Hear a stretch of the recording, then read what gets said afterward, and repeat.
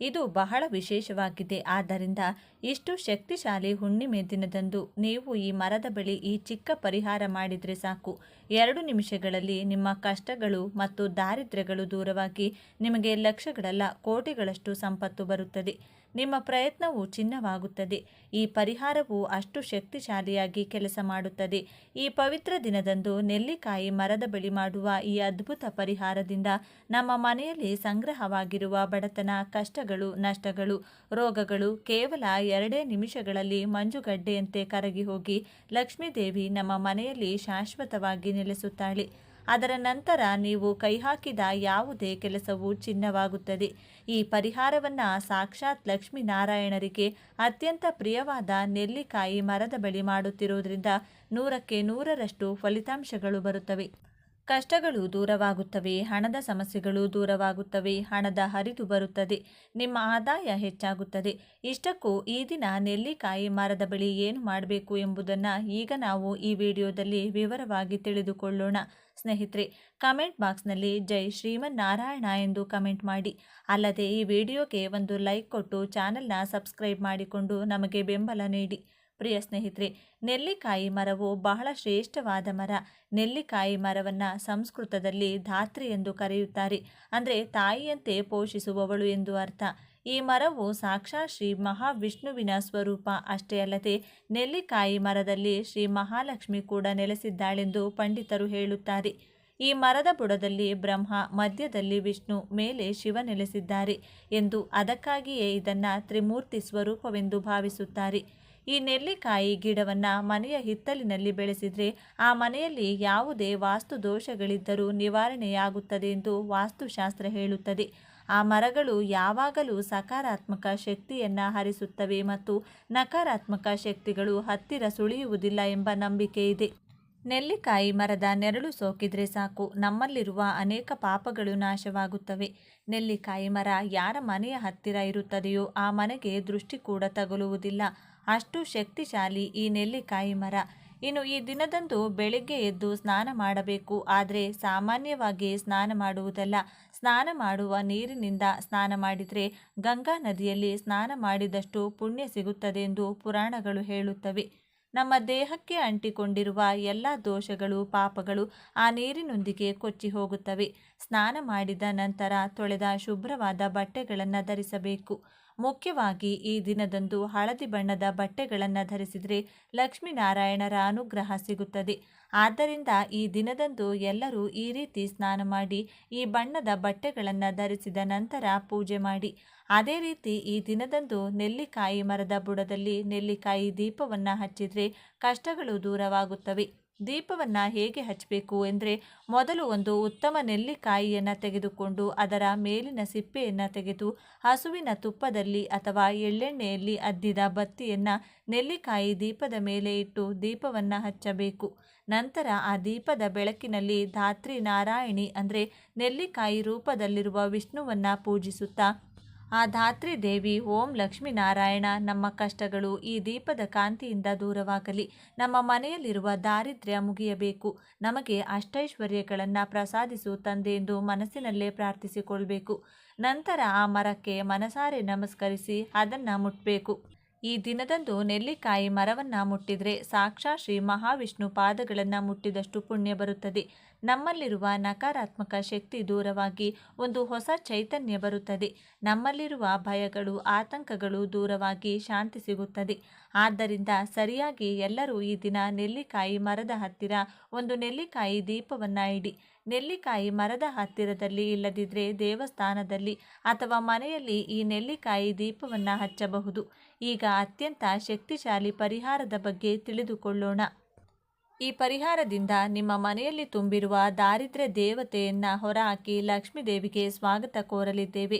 ತಲೆಮಾರುಗಳಿಂದ ನಮ್ಮನ್ನು ಕಾಡುತ್ತಿರುವ ದಾರಿದ್ರ್ಯವನ್ನು, ನಮ್ಮ ಮನೆಯಲ್ಲಿ ಗೂಡು ಕಟ್ಟಿಕೊಂಡಿರುವ ನಕಾರಾತ್ಮಕ ಶಕ್ತಿಗಳು, ನಮ್ಮ ಬರವಣಿಗೆಯನ್ನು ತಡೆಯುತ್ತಿರುವ ಕಣ್ಣಿಗೆ ಕಾಣದ ಶತ್ರುಗಳನ್ನು ಓಡಿಸಿ ಸಾಕ್ಷಾತ್ ಆ ಶ್ರೀ ಮಹಾವಿಷ್ಣುವನ್ನು ನಮ್ಮ ಮನೆಗೆ ಆಹ್ವಾನಿಸಿ ಸಿರಿ ಸಂಪತ್ತುಗಳಿಂದ ನಮ್ಮ ಜೀವನವನ್ನು ತುಂಬಿಸುವ ಅದ್ಭುತ ಪರಿಹಾರವಿದು.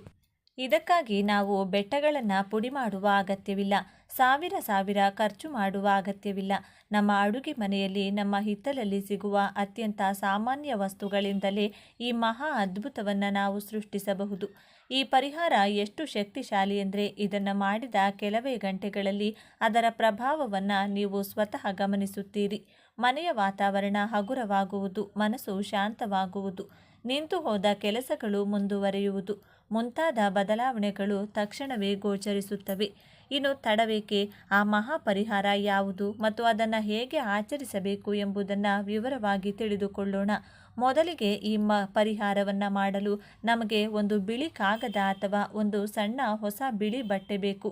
ಬಿಳಿ ಬಣ್ಣವು ಪವಿತ್ರತೆ ಮತ್ತು ಶುದ್ಧತೆಯ ಸಂಕೇತವಾಗಿದೆ, ಮನಸ್ಸಿನ ಉತ್ತಮ ಸಂಕಲ್ಪದ ಪ್ರತೀಕ. ಈಗ ಆ ಬಿಳಿ ಕಾಗದ ಅಥವಾ ಬಟ್ಟೆಯ ಮೇಲೆ ನಾವು ಕೆಲವು ದಿವ್ಯ ವಸ್ತುಗಳನ್ನು ಇಡಲಿದ್ದೇವೆ. ಪ್ರತಿಯೊಂದು ವಸ್ತುವಿಗೂ ಒಂದು ವಿಶೇಷ ಶಕ್ತಿ, ಒಂದು ದೈವಿಕ ಗುಣವಿದೆ. ನಾವು ಅದರಲ್ಲಿ ಇಡಬೇಕಾದದ್ದು ಒಂದು ಚಮಚ ಕೊತ್ತಂಬರಿ. ಕೊತ್ತಂಬರಿಯನ್ನು ಸಂಸ್ಕೃತದಲ್ಲಿ ಧನಕ ಎಂದು ಕರೆಯುತ್ತಾರೆ. ಹೆಸರಿನಲ್ಲೇ ಧನವಿದೆ. ಇವು ಸಾಕ್ಷಾತ್ ಲಕ್ಷ್ಮೀ ದೇವಿ ಸ್ವರೂಪ.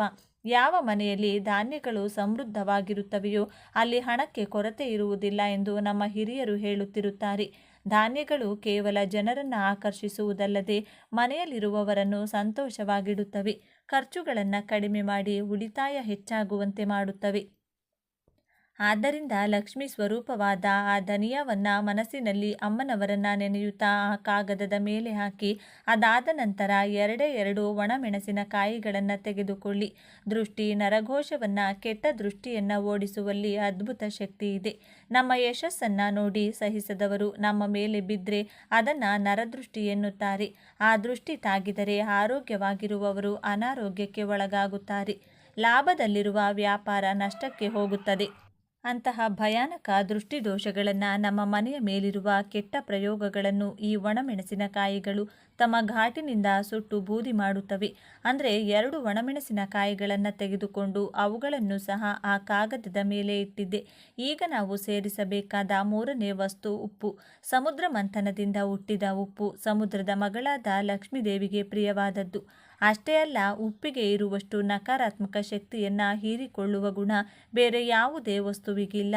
ಮನೆಯಲ್ಲಿ ಆಗಾಗ ಜಗಳಗಳು ನಡೆಯುತ್ತಿದ್ರೆ, ಗಂಡ ಹೆಂಡತಿಯರ ನಡುವೆ ಸಾಮರಸ್ಯ ಇಲ್ಲದಿದ್ದರೆ, ಮಕ್ಕಳು ಮಾತು ಕೇಳದಿದ್ದರೆ ಅದಕ್ಕೆ ಕಾರಣ ಮನೆಯಲ್ಲಿ ಸಂಗ್ರಹವಾಗಿರುವ ನಕಾರಾತ್ಮಕ ಶಕ್ತಿ.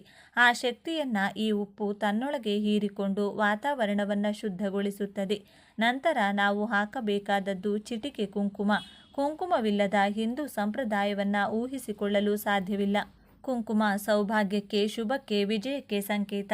ಇದು ಮಂಗಳಕರ ವಾತಾವರಣವನ್ನು ಸೃಷ್ಟಿಸುತ್ತದೆ. ಮನೆಯಲ್ಲಿ ಶುಭ ಕಾರ್ಯಗಳು ನಡೆಯಬೇಕೆಂದರೆ, ಮದುವೆಯಾಗದವರಿಗೆ ಮದುವೆಯಾಗಬೇಕೆಂದರೆ, ಮಕ್ಕಳಾಗಬೇಕೆಂದರೆ ಕುಂಕುಮದಿಂದ ಮಾಡುವ ಪೂಜೆಗಳಿಗೆ ವಿಶೇಷ ಫಲವಿರುತ್ತದೆ. ಆ ಶುಭಪ್ರದವಾದ ಕುಂಕುಮವನ್ನು ಕೂಡ ಆ ಪೇಪರ್ನಲ್ಲಿ ಹಾಕಿ. ಈಗ ಇವುಗಳ ಮೇಲೆ ಜೀರಿಗೆಯನ್ನು ಕೂಡ ಹಾಕಿ. ಜೀರಾ ಎಂದರೆ ದೇಹವನ್ನು ತಂಪು ಮಾಡುವಂಥದ್ದು ಎಂದು ಅರ್ಥ. ಆರೋಗ್ಯದ ದೃಷ್ಟಿಯಿಂದ ಮಾತ್ರವಲ್ಲ, ಆಧ್ಯಾತ್ಮಿಕವಾಗಿಯೂ ಜೀರಿಗೆ ನಮ್ಮನ್ನು ಶಾಂತಗೊಳಿಸುತ್ತದೆ. ನಮ್ಮೊಳಗಿನ ಆತಂಕವನ್ನು, ಭಯವನ್ನು, ಕೆಲಸದ ಮೇಲಿನ ಅಪನಂಬಿಕೆಯನ್ನು ಹೋಗಲಾಡಿಸಿ ಮನಸ್ಸಿಗೆ ಸ್ಥಿರತೆಯನ್ನು ನೀಡುವ ಕೆಲಸದಲ್ಲಿ ಯಶಸ್ಸನ್ನು ನೀಡುತ್ತದೆ. ಮುಖ್ಯವಾಗಿ ನಮಗೆ ಬರಬೇಕಾದ ಹಣ ಎಲ್ಲಾದರೂ ನಿಂತು ಹೋಗಿದ್ರೆ ಅದಕ್ಕೆ ಸಂಬಂಧಿಸಿದ ಅಡೆತಡೆಗಳನ್ನು ನಿವಾರಿಸುವ ಶಕ್ತಿ ಜೀರಿಗೆಗೆ ಇರುವುದರಿಂದ ಖಂಡಿತವಾಗಿಯೂ ಹಾಕಬೇಕು. ಕೊನೆಯದಾಗಿ ಈ ಪರಿಹಾರಕ್ಕೆ ಹಸಿರು ಕರ್ಪೂರ ಅಥವಾ ಸಾಮಾನ್ಯ ಕರ್ಪೂರವನ್ನು ಸಹ ಕಾಗದದಲ್ಲಿ ಹಾಕಬೇಕು. ಕರ್ಪೂರವನ್ನು ಬೆಳಗಿದಾಗ ಯಾವುದೇ ಅವಶೇಷವಿಲ್ಲದೆ ಗಾಳಿಯಲ್ಲಿ ಬೆರೆತು ಹೋಗುತ್ತದೆ. ಅದೇ ರೀತಿ ನಮ್ಮ ಪಾಪಗಳನ್ನು, ಕರ್ಮಗಳನ್ನು ಸಹ ಸಂಪೂರ್ಣವಾಗಿ ದಹಿಸುತ್ತದೆ. ಅದರ ಸುಗಂಧ ನಮ್ಮ ಮನೆಯಲ್ಲಿರುವ ಸೂಕ್ಷ್ಮ ಜೀವಿಗಳನ್ನು ನಾಶ ಮಾಡುವುದಲ್ಲದೆ ಕಣ್ಣಿಗೆ ಕಾಣದ ದುಷ್ಟಶಕ್ತಿಗಳನ್ನು, ಭೂತ ಪ್ರೇತ ಪಿಶಾಚಿಗಳನ್ನು ಓಡಿಸುತ್ತದೆ. ಮನೆಯಲ್ಲಿ ದೈವಿಕವಾದ ಸಕಾರಾತ್ಮಕ ವಾತಾವರಣವನ್ನು ಸೃಷ್ಟಿಸುತ್ತದೆ. ಆ ಕರ್ಪೂರದ ಪುಡಿಯನ್ನು ಸಹ ಈ ಮಿಶ್ರಣದಲ್ಲಿ ಸೇರಿಸಿ. ಈಗ ಈ ದಿವ್ಯ ವಸ್ತುಗಳನ್ನು ಆ ಕಾಗದ ಅಥವಾ ಬಟ್ಟೆಯೊಂದಿಗೆ ಸೇರಿಸಿ ಒಂದು ಗಂಟು ಅಥವಾ ಸಣ್ಣ ಪಟ್ಟಣದಂತೆ ಗಟ್ಟಿಯಾಗಿ ಕಟ್ಟಿ ಅದಕ್ಕೆ ಹಳದಿ ದಾರ ಅಥವಾ ಕೆಂಪು ದಾರವನ್ನು ಸುತ್ತಿ ಗಂಟು ಹಾಕಿ. ಈಗ ಇರುವ ದಾರಿದ್ರ್ಯವನ್ನು ಓಡಿಸುವ ಅವಕಾಶ ಸಿದ್ಧವಾಗಿದೆ. ಈಗ ಈ ಗಂಟನ್ನು ನಿಮ್ಮ ಬಲಗೈಯಲ್ಲಿ ಗಟ್ಟಿಯಾಗಿ ಹಿಡಿದುಕೊಳ್ಳಿ. ನಿಮ್ಮ ಮನೆಯ ಪೂಜಾ ಕೋಣೆಯಿಂದ ಪ್ರಾರಂಭಿಸಿ. ನಂತರ ಹಾಲ್, ಅಡುಗೆ ಮನೆ, ಮಲಗುವ ಕೋಣೆಗಳು, ಮಕ್ಕಳು, ಕೊನೆಯದಾಗಿ ಬಾತ್ರೂಮ್ ಸ್ಟೋರ್ವರೆಗೆ ಪ್ರತಿ ಕೋಣೆಗೂ, ಪ್ರತಿ ಮೂಲೆಯನ್ನು ತೆಗೆದುಕೊಂಡು ಕಿಟಕಿಗಳು, ಬಾಗಿಲುಗಳು, ಬೀರುಗಳ ಬಳಿಯೂ ತಿರುಗಿಸಿ. ಹೀಗೆ ತಿರುಗಿಸುತ್ತಿರುವಾಗ ನಿಮ್ಮ ಬಾಯಿಂದ ಹೇಳದಿದ್ದರೂ ಮನಸ್ಸಿನಲ್ಲಿ ಮಾತ್ರ ಬಹಳ ಬಲವಾಗಿ ಮತ್ತು ದೃಢ ಸಂಕಲ್ಪದಿಂದ ಹೀಗೆ ಅಂದುಕೊಳ್ಳಿ: ನಮ್ಮ ಮನೆಯನ್ನ ಆವರಿಸಿದ ಸಕಲ ದರಿದ್ರ ಶಕ್ತಿಗಳು, ನರಘೋಷ, ದೃಷ್ಟಿದೋಷ, ನನ್ನ ಕುಟುಂಬದ ಬೆಳವಣಿಗೆಯನ್ನು ನೋಡಿ ಅಸೂಯೆ ಪಡುವ ಶಕ್ತಿಗಳು, ಅನಾರೋಗ್ಯ, ಸಾಲದ ಬಾಧೆ, ನಿಮ್ಮೆಲ್ಲರ ಸಮಯ ಇಂದು ಈ ಕ್ರಿಯೆಯೊಂದಿಗೆ ಮುಗಿದಿದೆ. ಈ ದಿವ್ಯ ಮೂರ್ತಿಯೊಂದಿಗೆ ನೀವೆಲ್ಲರೂ ನಮ್ಮ ಮನೆ, ನಮ್ಮವರು, ನಮ್ಮ ಅಂಗಳವನ್ನು ಬಿಟ್ಟು ಶಾಶ್ವತವಾಗಿ ಹೋಗಿದ್ದೀರಿ. ಮತ್ತೆ ಹಿಂದಿರುಗಬೇಡಿ ಎಂದು ಪ್ರತಿ ಮೂಲೆಯಲ್ಲಿಯೂ ಬಲವಾಗಿ ಅಂದುಕೊಳ್ಳುತ್ತಾ ಹೇಳಿ. ನಿಮ್ಮ ಮನೆಯಲ್ಲಿ ವರ್ಷಗಳಿಂದ ಸಂಗ್ರಹವಾಗಿರುವ ಈ ಗುಂಪು ನಿಮ್ಮ ಮನೆಯಲ್ಲಿರುವ ನಕಾರಾತ್ಮಕ ಶಕ್ತಿಯನ್ನು ಸಂಪೂರ್ಣವಾಗಿ ಹೀರಿಕೊಂಡು ತನ್ನೊಳಗೆ ಆವಾಹನೆ ಮಾಡಿಕೊಳ್ಳುತ್ತಿದೆ ಎಂದು ಶಕ್ತಿಶಾಲಿಯಾಗಿ ಭಾವಿಸಬೇಕು. ಮನೆ ಸುತ್ತ ತಿರುಗಿದ ನಂತರ ಒಂದು ಕ್ಷಣವೂ ತಡ ಮಾಡಬೇಡಿ. ಆ ಗಂಟನ್ನು ಹಿಡಿದುಕೊಂಡು ನೇರವಾಗಿ ಮನೆಯ ಹೊರಗೆ ಬನ್ನಿ. ಹೊರಗೆ ಹೋಗುವಾಗ ಹಿಂತಿರುಗಿ ನೋಡಬೇಡಿ. ಯಾರೊಂದಿಗೂ ಮಾತನಾಡಬೇಡಿ. ಖಂಡಿತ ಮಾಡಬೇಡಿ. ನಿಮ್ಮ ಸಂಕಲ್ಪ ಹಾಳಾಗಬಾರದು. ನೇರವಾಗಿ ನಿಮ್ಮ ಮನೆಯ ಹತ್ತಿರವಿರುವ ನೆಲ್ಲಿಕಾಯಿ ಮರದ ಬಳಿಗೆ ಹೋಗಿ ಪೂಜೆ ಮಾಡಿದ ಮರವಾದರೂ ಪರವಾಗಿಲ್ಲ, ಪೂಜೆ ಮಾಡದ ಮರವಾದರೂ ಪರವಾಗಿಲ್ಲ, ನೆಲ್ಲಿಕಾಯಿ ಮರದ ಬಳಿ ಈ ಪರಿಹಾರವನ್ನು ಮಾಡಬಹುದು. ಮೊದಲು ಆ ನೆಲ್ಲಿಕಾಯಿ ಮರಕ್ಕೆ ಮನಸಾರಿ ನಮಸ್ಕರಿಸಿ ಆ ಮರದ ಬುಡದಲ್ಲಿ ಕೈಯಿಂದಲೇ ಒಂದು ಸಣ್ಣ ಗುಂಡಿ ತೆಗೆಯಿರಿ. ನಿಮ್ಮ ಕೈಯಲ್ಲಿರುವ ಆ ದಾರಿದ್ರ್ಯದ ಗಂಟನ್ನು ಆ ಗುಂಡಿಯಲ್ಲಿಟ್ಟು ಮೇಲೆ ಮಣ್ಣಿನಿಂದ ಸಂಪೂರ್ಣವಾಗಿ ಮುಚ್ಚಿಬಿಡಿ. ಒಂದು ವೇಳೆ ನಿಮಗೆ ಗುಂಡಿ ತೆಗೆಯಲು ಸಾಧ್ಯವಾಗದ ಪರಿಸ್ಥಿತಿಯಾದರೆ ಚಿಂತಿಸಬೇಕಾಗಿಲ್ಲ. ಆ ಮರದ ಬುಡದಲ್ಲಿ ಆ ಬೇರುಗಳ ಹತ್ತಿರ ಆ ಗಂಟನ್ನು ಇಟ್ಟು ಆ ಧಾತ್ರಿ ಮಾತೆ, ವಿಷ್ಣು ಸ್ವರೂಪವೇ, ನಮ್ಮ ಮನೆಯ ದಾರಿದ್ರ್ಯವನ್ನು, ನಮ್ಮ ಕಷ್ಟಗಳನ್ನೆಲ್ಲ ಈ ಗಂಟಿನ ರೂಪದಲ್ಲಿ ನಿನ್ನ ಪಾದಗಳ ಬಳಿ ಬಿಟ್ಟು ಹೋಗುತ್ತಿದ್ದೇವೆ.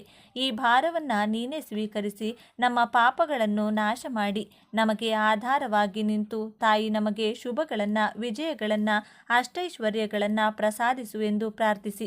ಒಂದು ಕ್ಷಣವೂ ಅಲ್ಲಿ ನಿಲ್ಲದೆ ಹಿಂದಿರುಗಿ ನೋಡದೆ ನೇರವಾಗಿ ನಿಮ್ಮ ಮನೆಗೆ ಬನ್ನಿ.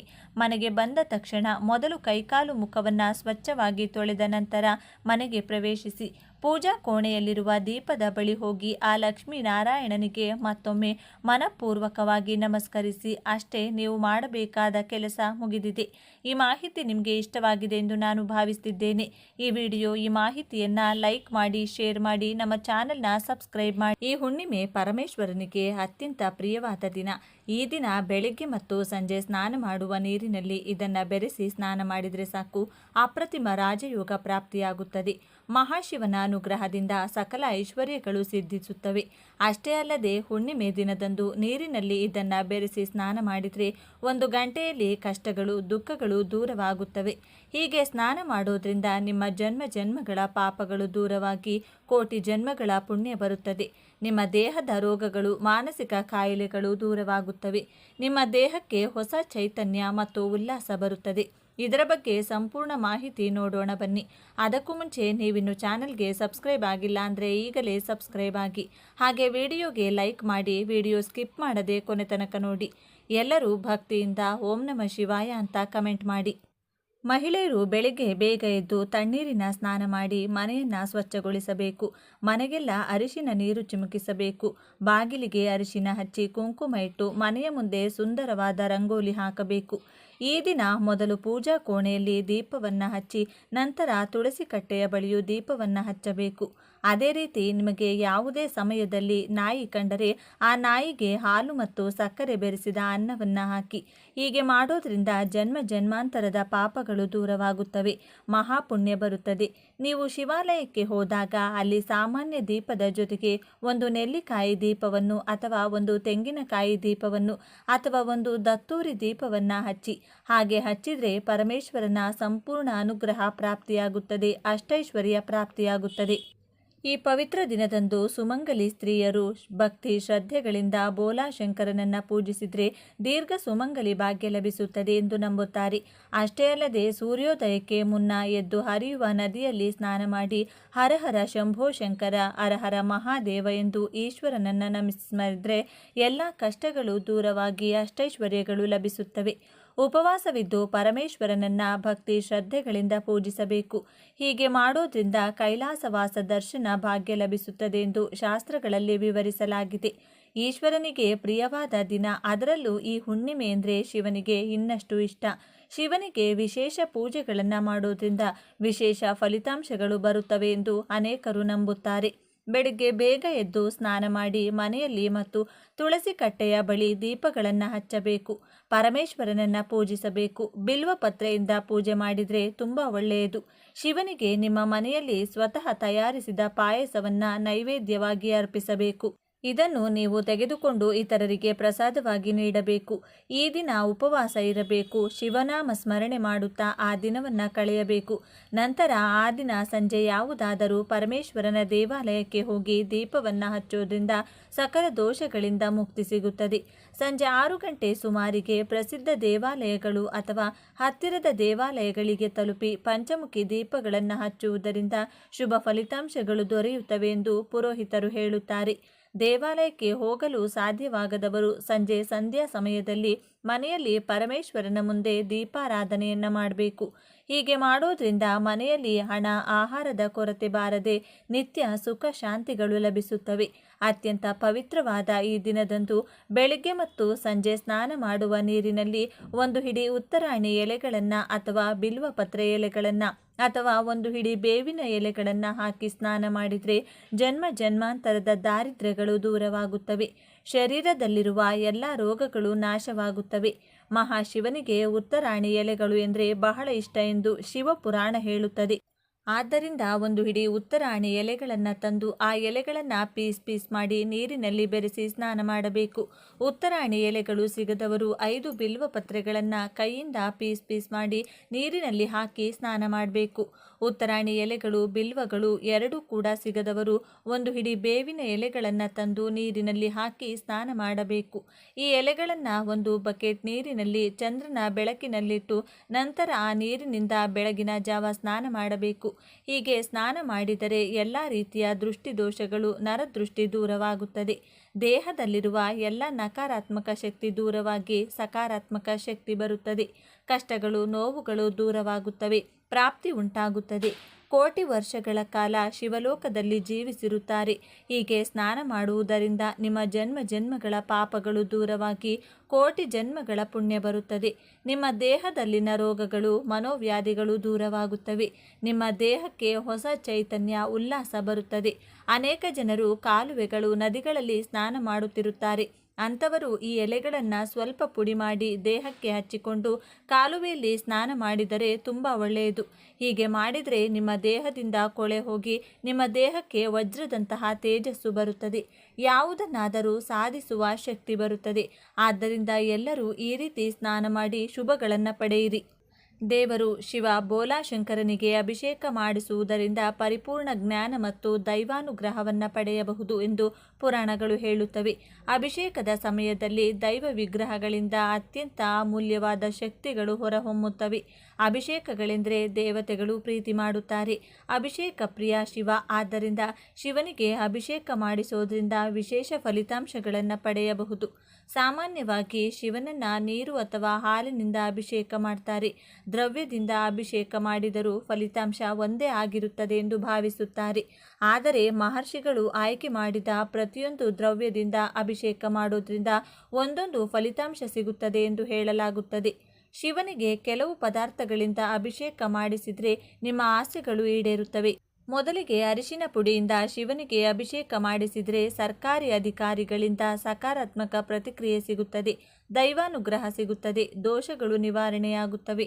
ಅಕ್ಕಿ ಹಿಟ್ಟಿನಿಂದ ಅಭಿಷೇಕ ಮಾಡಿಸಿದರೆ ಸಾಲಬಾಧೆಗಳು ನಿವಾರಣೆಯಾಗುತ್ತವೆ. ಪಂಚಾಮೃತದಿಂದ ಶಿವನಿಗೆ ಅಭಿಷೇಕ ಮಾಡಿಸೋದ್ರಿಂದ ಅಷ್ಟೈಶ್ವರ್ಯಗಳು ಪ್ರಾಪ್ತವಾಗುತ್ತವೆ. ತುಪ್ಪದಿಂದ ಶಿವಾಭಿಷೇಕ ಮಾಡಿದರೆ ಮೋಕ್ಷ ಸಿಗುತ್ತದೆ. ಹಾಲಿನಿಂದ ಪರಮೇಶ್ವರನಿಗೆ ಅಭಿಷೇಕ ಮಾಡಿಸಿದರೆ ಆಯುಷ್ಯ ಹೆಚ್ಚಾಗುತ್ತದೆ. ಮೊಸರಿನಿಂದ ಶಿವಾಭಿಷೇಕ ಮಾಡೋದ್ರಿಂದ ಸಂತಾನ ಪ್ರಾಪ್ತಿಯಾಗುತ್ತದೆ. ಹಣ್ಣಿನ ರಸದಿಂದ ಶಿವಾಭಿಷೇಕ ಮಾಡಿದರೆ ಆರೋಗ್ಯ ಸಿಗುತ್ತದೆ. ಅನಾರೋಗ್ಯಗಳು ಮಾಯವಾಗುತ್ತವೆ. ಕಬ್ಬಿನ ರಸದಿಂದ ಶಿವಾಭಿಷೇಕ ಮಾಡಿಸಿದರೆ ಆಯುಷ್ಯದ ಜೊತೆಗೆ ಸಂಪೂರ್ಣ ಆರೋಗ್ಯ ಲಭಿಸುತ್ತದೆ. ನಿಂಬೆ ರಸದಿಂದ ಶಿವಾಭಿಷೇಕ ಮಾಡಿದರೆ ಶತ್ರು ಭಯ ಇರುವುದಿಲ್ಲ. ತೆಂಗಿನ ನೀರಿನಿಂದ ಶಿವಾಭಿಷೇಕ ಮಾಡಿದರೆ ಉನ್ನತ ಪದವಿಗಳು, ಸ್ಥಾನಮಾನ, ಗೌರವ, ಕೀರ್ತಿ ಲಭಿಸುತ್ತದೆ. ನೆಲ್ಲಿಕಾಯಿ ಪುಡಿಯಿಂದ ಶಿವಾಭಿಷೇಕ ಮಾಡಿಸಿದರೆ ರೋಗಗಳು ಮಾಯವಾಗುತ್ತವೆ. ಪನ್ನೀರಿನಿಂದ ಶಿವಾಭಿಷೇಕ ಮಾಡಿಸಿದರೆ ಸಂತೋಷದ ಜೀವನ ಪ್ರಾಪ್ತಿಯಾಗುತ್ತದೆ. ಚಂದನದಿಂದ ಶಿವಾಭಿಷೇಕ ಮಾಡೋದ್ರಿಂದ ಕೀರ್ತಿ ಪ್ರತಿಷ್ಠೆಗಳು ಹೆಚ್ಚುತ್ತವೆ. ನೀರಿನಿಂದ ಶಿವಾಭಿಷೇಕ ಮಾಡಿದರೆ ಕಳೆದು ಹೋದ ದ್ರವ್ಯವನ್ನು ಮತ್ತೆ ಪಡೆಯಬಹುದು. ಮೊಸರಿನಿಂದ ಅಭಿಷೇಕ ಮಾಡಿದರೆ ಬಲ ಆರೋಗ್ಯ ಲಭಿಸುತ್ತದೆ. ಮಹಾಪಾಪಗಳು ನಾಶವಾಗುತ್ತವೆ. ಅದೇ ರೀತಿ ಅನ್ನಾಭಿಷೇಕದಿಂದ ಯಾವುದೇ ತೊಂದರೆಗಳಿರುವುದಿಲ್ಲ.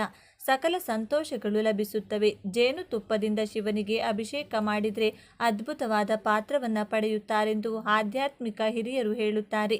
ಪವಿತ್ರವಾದ ದಿನದಂದು ನೀವು ಈ ಮರವನ್ನು ಮುಟ್ಟಿದರೆ ಸಾಕು, ನರಕದ ಕಷ್ಟಗಳು ದೂರವಾಗುತ್ತವೆ, ಕೈಲಾಸ ಪ್ರಾಪ್ತಿಯಾಗುತ್ತದೆ. 1000 ವರ್ಷಗಳ ಕಾಲ ಶಿವಲೋಕದಲ್ಲಿ ಜೀವಿಸುತ್ತೀರಿ, ಲಾಭವಾಗುತ್ತದೆ, ಕೋಟಿ ಮಳೆ ಸುರಿಯುತ್ತದೆ ಎಂದು ಶಾಸ್ತ್ರಗಳು ಹೇಳುತ್ತವೆ. ಈ ದಿನ ಬಿಲ್ವಪತ್ರೆಯ ಮರವನ್ನು ಸ್ಪರ್ಶಿಸಿದರೆ ಸಾಕು, ಶಿವಾನುಗ್ರಹ ಉಂಟಾಗುತ್ತದೆ. ಎಲ್ಲ ಕಷ್ಟಗಳು ದೂರವಾಗಿ ನಮ್ಮ ಜೀವನ ಅದ್ಭುತವಾಗಿ ಬದಲಾಗುತ್ತದೆ.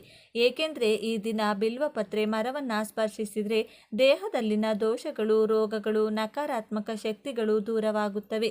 ನಿಮಗೆ ಅಚಲವಾದ ರಾಜಯೋಗ ಪ್ರಾಪ್ತಿಯಾಗುತ್ತದೆ. ನಿಮ್ಮಲ್ಲಿರುವ ಸಮಸ್ಯೆಗಳು, ಕಷ್ಟಗಳು ದೂರವಾಗುತ್ತವೆ.